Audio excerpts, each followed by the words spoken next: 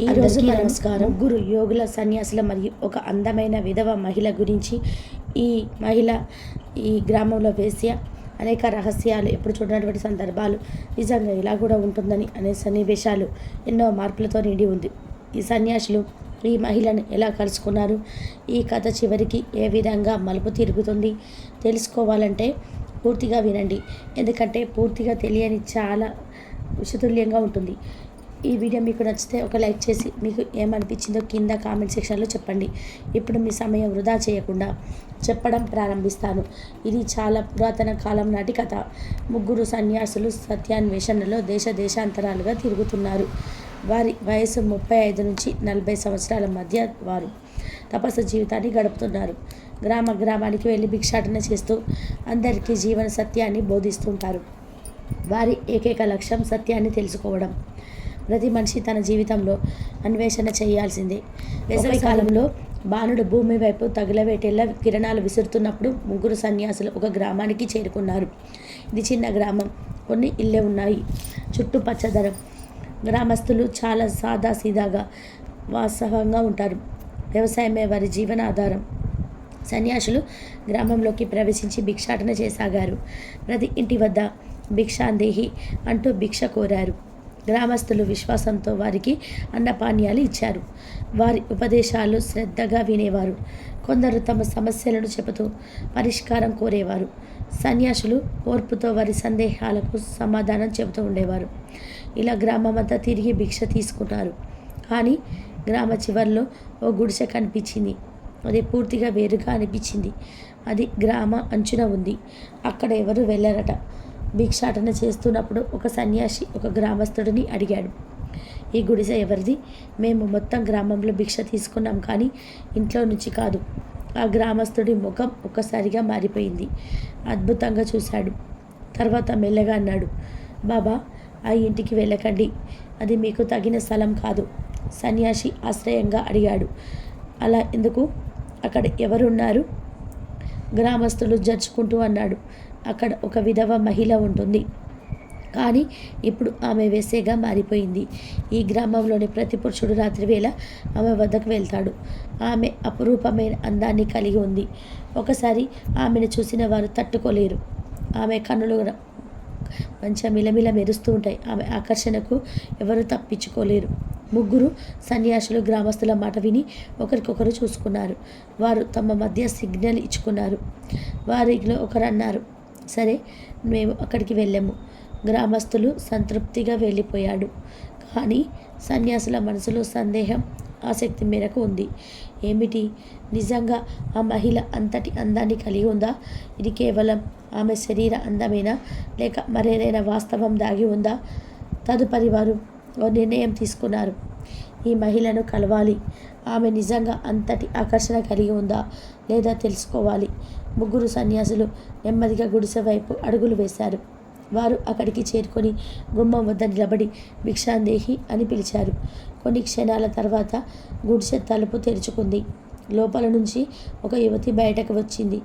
ఆమె నిజంగా అద్భుతమైన అందం కలిగి ఉంది. పొడవైన మెలికలు తిరిగిన జుట్టు నడుమంతా అలరిస్తుంది. ఆమె కనులు లోతైన నల్లని మబ్బుల్లా కనిపిస్తున్నాయి, ఏదో రహస్యాన్ని దాచిపెడుతున్నట్టు.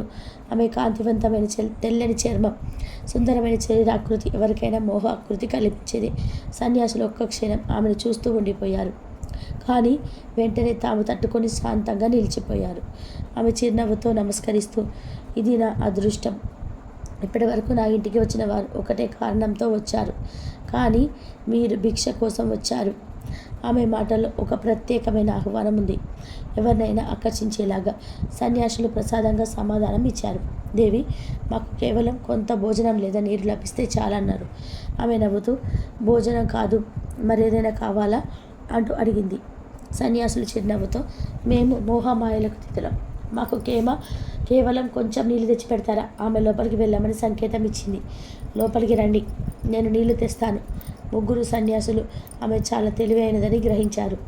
ఆమె మాటలు, ఆమె రూపం ఒక సాధారణ మనిషిని వర్షపరిచేందుకు సరిపోతాయి. కానీ వారు ఆలోచన లేకుండా లోపలికి వెళ్ళారు. నేలపై కూర్చున్నారు. కొంతసేపటి తర్వాత ఆమె నీళ్లు తీసుకువచ్చింది. వారు నీళ్లు తాగారు. ఆమె ఎదురుగా కూర్చుంది. అంతలో ఒక సన్యాసి ఆమెను ప్రశ్నించాడు. దేవి, నీ స్వభావం చిన్నప్పటి నుంచే ఇలా ఉన్నదా, లేకపోతే జీవిత పరిస్థితుల వల్ల ఇలా మారిపోయావా? ఆమె మొదటిసారి ఆశ్చర్యంగా చూసింది. ఈ ప్రశ్న ఇప్పటి వరకు ఎవరు అడగలేరు. నా దగ్గరకు వచ్చేవాళ్ళు నా శరీరం కోసమే వస్తారు, కానీ నాకెవరు, నీవు ఎవరు, నీ గతం ఏమిటి, నీవు ఏం కోరుకుంటున్నావు అని అడగలేదు. అన్న వెంటనే ఆమె కన్నీళ్లు ఆగలేదు. కొన్ని క్షణాల మూలాంతరం ఆమె తన కథను మొదలుపెట్టింది. నా భర్త మరణించిన కొన్ని నెలల తర్వాత నేను ఒంటరితనంలో మిగిలిపోయాను. నాకు వృత్తి లేదు, భూమి లేదు. ఉపాధి కోసం వెతికినప్పుడు ప్రతి పురుషుడు నన్ను వాడుకోవాలని చూశాడు. అప్పుడు నేను ఒక నిర్ణయం తీసుకున్నాను. నేను ఈ మార్గాన్ని ఎంచుకున్నాను, ఎందుకంటే ప్రజలు నన్ను ఆకర్షణగా చూస్తారు అని ఆ యువతి అంది. మొగమాటం లేకుండా ముగ్గురు సన్యాసులు లోతుగా ఊపిరి పీల్చుకున్నారు. ఆమె ఆవేదనను అర్థం చేసుకున్నారు. ఇప్పుడే చెప్పండి, నేను తప్పు చేశానా? ఆమె ప్రశ్నించింది. పేగులు మండిపోతున్నప్పుడు ఏ మనిషి అయినా ఏదైనా చేయడానికి సిద్ధంగా ఉంటాడు. సమాజం ఏమిచ్చిన దానికి ప్రతిగా ఏదైనా కోరుతుంది. నేను నా శరీరాన్ని వదిలించి నా జీవితాన్ని సాగిస్తున్నాను. సన్యాసులు ఆమె మాటలు శ్రద్ధగా విన్నారు. కానీ ఈ మార్గం ఆమెను ఎక్కడికి తీసుకెళ్లదని వారికి తెలుసు. ముగ్గురు సన్యాసులు శాంతంగా ఆమె ముఖంలోని భావాలను పరిశీలిస్తున్నారు. అప్పుడు వారిలో అత్యంత అనుభవం కలిగిన సన్యాసి, ఎవరు దేవర్షి అని పిలువబడేవారు, మృదువుగా మాట్లాడారు. దేవి, ఈ ప్రపంచం చాలా విచిత్రమైనది. ఇదే సమాజం మొదట ఒక దుహకిత స్త్రీని దోచుకుంటుంది. అదే సమాజం ఆమెపైన వేలెత్తి చూపుతుంది. కానీ జీవనానికి ఈ యొక్క మార్గమే తప్ప కాదు. ఆమె నిశ్చలంగా కాస్త ఆశయంతో అన్నది. బాబా, ఈ మార్గం తప్పైతే మరైతే సమాజం నాకు మరో మార్గాన్ని ఎందుకు చూపలేదు? నా భర్త చనిపోయినప్పుడు ఎవరైనా నా సహాయంగా నిలిచారా? లేదు. అప్పుడు అందరూ నన్ను ఒక వస్తువులా చూశారు. మూడు సన్యాసులు ఆమె మనోవేదన పూర్తిగా అర్థం చేసుకున్నారు. కానీ వారు తెలుసుకున్నారు, ఒక వ్యక్తి మార్పు చెందడం అంటే లోతైన ప్రక్రియ. ఆ సమయంలో మరో సన్యాసి, ఎవరు మహాయోగి అని పిలువబడేవారు, ముందుకు వంగి అన్నారు. దేవి, మేము ఈ సత్యాన్వేషణలో సంవత్సరాలుగా విహరిస్తున్నాం. మేము రాజులను చూసాం, భిక్షకులను చూసాం, ధనికులను, పేదలను చూసాం. కానీ ప్రపంచంలో అత్యంత దుహతగిత్తులు ఎవరో తెలుసా? తన సొంత జీవితాన్ని అర్థం చేసుకోలేని వారే. ఆమె ఏదో చెప్పబోయింది, కానీ అదే సమయంలో గుడిసె బయట ఒక్కసారిగా అలజడి వినిపించింది. సన్యాసులు అప్రమత్తమయ్యారు. దేవర్షి తలుపు తెరిచారు. బయట ఒక వ్యక్తి నిలబడి ఉన్నాడు. ఎవరు మీరు? దేవర్షి గమ్య స్వరంలో ప్రశ్నించారు. ఆ వ్యక్తి ఒక్కసారిగా భయపడ్డాడు. కొద్ది క్షణాల తర్వాత సంకోచంతో ముందుకు వచ్చి అన్నాడు. క్షమించండి బాబా, నేను ఈ గ్రామానికి చెందినవాడిని. నేను కేవలం తెలుసుకోవడానికే వచ్చాను. ఆమె అతనిపై దృష్టి సాధించింది. ఇప్పుడు నీకు నా గురించి ఎందుకు భయం కలుగుతుంది? ఆమె ప్రశ్నించింది. నాకు మొదటిసారిగా ఈ మార్గం ఎంచుకున్నప్పుడు నువ్వు సహా మొత్తం గ్రామం నన్ను విస్మరించిందేగా. నా కోసం ఎవరు ముందుకు రాలేదు. ఆ వ్యక్తి తల ఉంచుకొని నెమ్మదిగా అన్నాడు. మేము భయపడ్డాం, బహుశా స్వార్థపరులమయ్యాం. ఆమె కళ్ళల్లో కాసేపు కొత్త ప్రకాశం కనిపించింది. అది కోపం కాదు, క్షమాపణ కూడా కాదు. అది కాకుండా మరేదో లోతైన భావన. సన్యాసులు ఈ సంభాషణను గమనిస్తూ ఆ వ్యక్తిని ప్రశ్నించారు. మీరు నిజంగా ఆమెకు సహాయపడదలిచారా? కొన్ని క్షణాలు నిశ్శబ్దం విరిగిన తర్వాత అతడు మెల్లగా అన్నాడు. అవును, ఈమె నిజంగా తన జీవితాన్ని మార్చుకోవాలని కోరుకుంటే నేను సహాయం చేయడానికి సిద్ధంగా ఉన్నాను. ఆమె మనసులో సందేశం తలెత్తింది. నిజంగా నేను మారగలనా? సమాజం నన్ను తిరిగి అంగీకరిస్తుందా? ఆమె సన్యాసులను చూసి ప్రశ్నించింది. బాబా, నేను ఈ మార్గాన్ని వదిలేస్తే ప్రజలు నన్ను అంగీకరిస్తారా? వారు నా గతాన్ని మర్చిపోతారా? మహాయోగ చిరునవ్వుతో అన్నాడు. దేవి, నీటిలోకి ఎంత మలినం పోయినా కాలంతో అది తిరిగి స్వచ్ఛంగా మారగలదు. అసలు ప్రశ్న సమాజం ఏం చేస్తుందో కాదు, అసలు నీవు ఏమి కోరుకుంటున్నావు? ఆమె తొలిసారి నిశ్శబ్దంగా ఉంది. ఏవో కొత్త ఆలోచనలు ఆమె మనసులో మెదులుతున్నాయి. ఇప్పటి వరకు ఎవరు ఆమెను ప్రశ్నించలేదు, కానీ అప్పుడు ఊహించని సంఘటన జరిగింది. బయట ఊహించని అలచడి మొదలైంది. కొంతమంది పురుషులు ఎవరు ఎప్పుడు ఆమె వద్దకు వెళ్ళేవారు ఇప్పుడు కోపంతో నిలబడి ఉన్నారు. బాబా, మీరు ఇక్కడ ఏం చేస్తున్నారు? ఒక వృద్ధుడు కఠినంగా ప్రశ్నించాడు. సన్యాసులు వారిని సాధించమని చెప్పారు, కానీ గ్రామస్తుల మనసులో అసహనం పెరుగుతుంది. ఈమె మారిపోతే మా మార్గాలు మూసుకుపోతాయి. ఎవరు పచ్చిగా మాటగా అనుకున్నారు. ఇదే క్షణంలో సన్యాసులకు ఒక విషయం స్పష్టమైనది. సమస్య ఈ యొక్క మహిళది మాత్రమే కాదు. సమస్య మొత్తం సమాజపు విలువల్లోనే ఉంది. దేవర్షి తన చేయిని పైకెత్తి గంభీరంగా మాట్లాడాడు. దేవర్షి ముందుకు వచ్చి గంభీరంగా అన్నాడు, భ్రాతలారా, మేము కేవలం ఈ మహిళ కోసం రాలేదు. మేము మొత్తం గ్రామ శ్రేయస్సును కోరుతూ ఇక్కడ ఉన్నాం. ఒక వృద్ధుడు విసుక్కుంటూ అన్నాడు, శ్రేయస్సా? బాబా, ఈమె పుట్టినప్పటి నుంచే ఎటువంటి జీవితానికి ఆశను ఆజ్ఞాపించబడింది. ఇది తన విధి. మహాయోగి చిరునవ్వుతో, ఎవరైనా జన్మతో పొందుతున్నారంటే అక్కడ రాళ్ళు ఎప్పటికీ విగ్రహాలుగా మారలేవు. మట్టి కుమారుడి చేతిలో అందమైన ఆకృతిగా మారదు. ప్రతి మనిషి తను ఎలా ఉండాలనుకుంటాడో అలాగే మారతాడు. ఇది విని గ్రామస్తులు నిశ్శబ్దంగా మారిపోయారు. ఇంతవరకు ఏ సన్యాసి ఇలాంటి మాటలు మాట్లాడలేదు. ఇప్పుడు మూడో సన్యాసి అచలముని ముందుకు వచ్చి గంభీర స్వరంలో అన్నాడు, మీరు ఈమెను అపవిత్రాలుగా చూస్తున్నారు. కానీ ఎవరైనా ఒక్కసారి ఆలోచించారా? ఈమె ఈ మార్గంలోకి ఎలా తన్నిపడింది? భర్త చనిపోయినప్పుడు మీలో ఎవరైనా సహాయం చేశారా? లేక నా మాత్రపు కనికరం చూడకపోకుండా వెనక్కి తిరిగి వెళ్ళిపోయారా? ఈ మాటలు విని గ్రామస్తులు అంతా ఒకరికొకరు చూసుకున్నారు. కొందరు తల వంచుకున్నారు. అచలముని మళ్ళీ మాట్లాడారు, ఒక పురుషుడు సన్యాసం తీసుకుంటే మీరు గౌరవిస్తారు. కానీ ఒక స్త్రీ తన జీవితానికి కొత్త మార్గాన్ని ఎంచుకుంటే మీరు ఆమెను అపహాస్యం చేస్తారు. ఇది ఏ విధమైన న్యాయం? గ్రామంలోని కొంతమంది గుసగుసలాడుతూ ఆయన మాటలకు అంగీకారం వ్యక్తం చేశారు.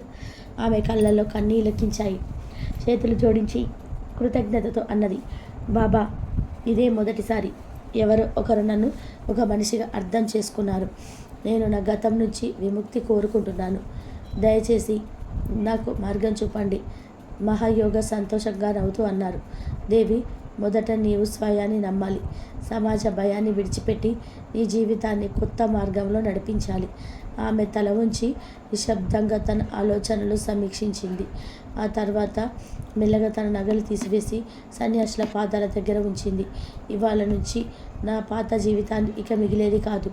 నేను ఇప్పుడు ఒక కొత్త జీవితం మొదలు పెడుతున్నాను అని ధైర్యంగా చెప్పింది. గ్రామస్తులు ఈ దృశ్యాన్ని ఆశ్చర్యంగా చూశారు. కొందరికి విచారం కలిగింది, మరికొందరికి భావం పెరిగింది. ఇప్పుడు దేవర్షి గ్రామస్తుల వైపు తిరిగి ప్రశ్నించారు, ఇప్పటి నుంచి ఈమె కొత్త జీవితం ప్రారంభించాలనుకుంటుంది. కానీ ప్రశ్న ఏమిటంటే, మీరు ఈమెను అంగీకరిస్తారా? గ్రామంలో మళ్ళీ గందరగోళం మొదలైంది. కొందరు అంగీకారం తెలిపారు, మరికొందరు ఇంకా సందేశంలో ఉన్నారు. అప్పుడే ఒక వృద్ధ రైతు ముందుకు వచ్చి గట్టిగా అన్నాడు, బాబా, మీరు మా కళ్ళను తెరిచారు. ఇది నిజంగా తన జీవితాన్ని మార్చుకోవాలని కోరుకుంటే మనం దాన్ని అంగీకరించడంలో ఎలాంటి సంకోచం అవసరం లేదు. ఆయన మాటలకు ఊరంతా స్పందించసాగింది. కొంతమంది యువకులు ముందుకు వచ్చి ధైర్యంగా ముందుకు చెప్పారు, ఈమె దేవాలయంలో పూజలు చేసేందుకు సిద్ధమైతే మేము అడ్డుకునే ప్రసక్తే లేదు. సన్యాసుల ముఖాల్లో ఒక తృప్తికరమైన చిరునవ్వు కనిపించింది. మార్పు మొదలైపోయింది. ముగ్గురు సన్యాసులు ఆమెకు ఆశీర్వాదం ఇచ్చారు. దేవి, నీవు నీ జీవితాన్ని నిజమైన సత్య మార్గంలో నడిపించు. ఏ అవరోధం ఎదురైనా ధైర్యాన్ని కోల్పోకు. సత్య మార్గం ఎప్పుడు కఠినమే, కానీ అది నిజమైన ఆనందాన్ని ఇస్తుంది అని వారు చెప్పారు. ఇప్పటికే గ్రామస్తులు నిశ్శబ్దంగా మారిపోయారు. చాలామంది ఆమెను క్షమాపణ కోరారు. ఆమెను కొత్త జీవితాన్ని ప్రారంభించమని ప్రోత్సహించారు. సన్యాసులు చివరిసారి ఊరిని చూశారు. అనంతరం వారి పయనం కొనసాగించారు. ఆమె అదే రోజు నుండి గ్రామంలోని దేవాలయాల్లో పూజలు ప్రారంభించింది. ఆమె తమ సమయాన్ని భక్తి, సేవ, సత్సంగాల్లో ధ్యానం చేయడంలో నిమగ్నం చేసింది. కొద్ది కొద్దిగా గ్రామస్తులు ఆమెను అంగీకరించడం మొదలుపెట్టారు. ఇప్పటి వరకు ఆమెను అవమానంగా చూసిన వారు కూడా ఆమెకు గౌరవించడం ప్రారంభించారు. ఇతర మహిళలు ఆమెను చూసి స్ఫూర్తి పొందారు.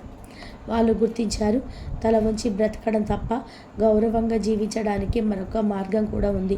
ఈ విధంగా ఒక మహిళ తీసుకున్న ఒక నిర్ణయం కేవలం ఆమె జీవితాన్ని మాత్రమే మార్చలేదు, ఒక ఊరి మార్పుకు మార్గదర్శిగా నిలిచింది.